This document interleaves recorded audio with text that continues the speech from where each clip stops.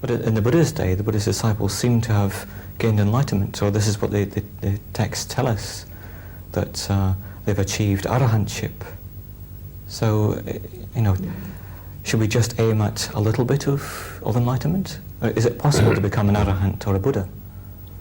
I would say, well, the teaching of the Buddhist tradition is that it's possible to become an arahant, possible to become enlightened under any circumstances, any conditions. Sometimes people do say that conditions nowadays are not at all conducive to enlightenment, or less conducive to enlightenment than they were in the Buddha's day. There's some truth in that. There are more distractions. But also we have in some ways more advantages. We have easier access to the Buddha's teaching. Many books have been published. The canonical texts have been translated. We have much easier access to those than was the case in former times. We have more leisure, or more people had more leisure.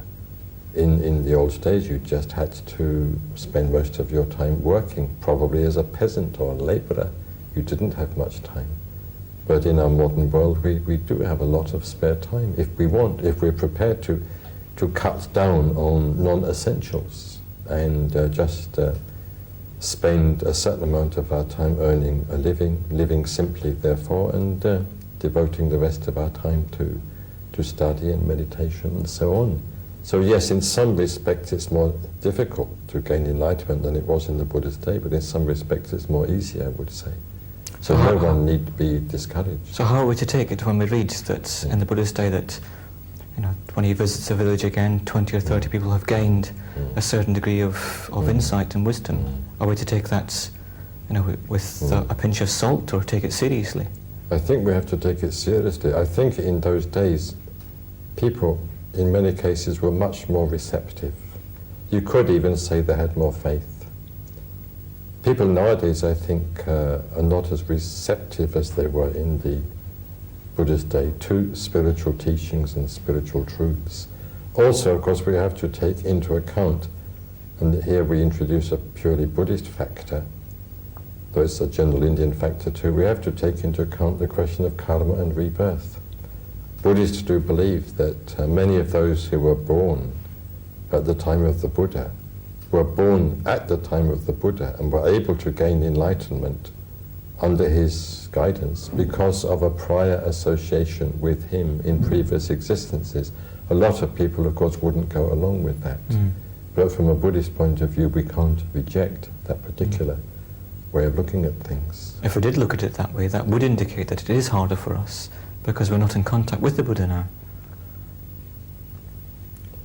Well, if we really want to, we can take that fact itself as an additional incentive.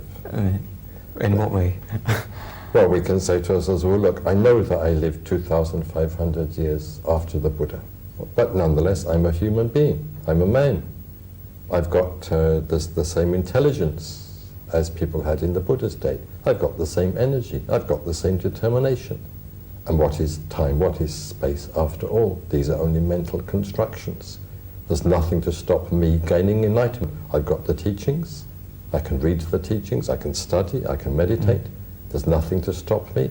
So even though I do live 2,500 years after the Buddha, what is that in comparison with eternity? It's nothing at all.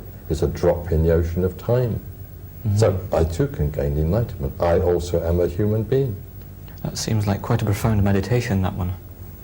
Well, I think if it is a profound meditation, it is the sort of meditation that all Buddhists ought to arrive at sooner or later.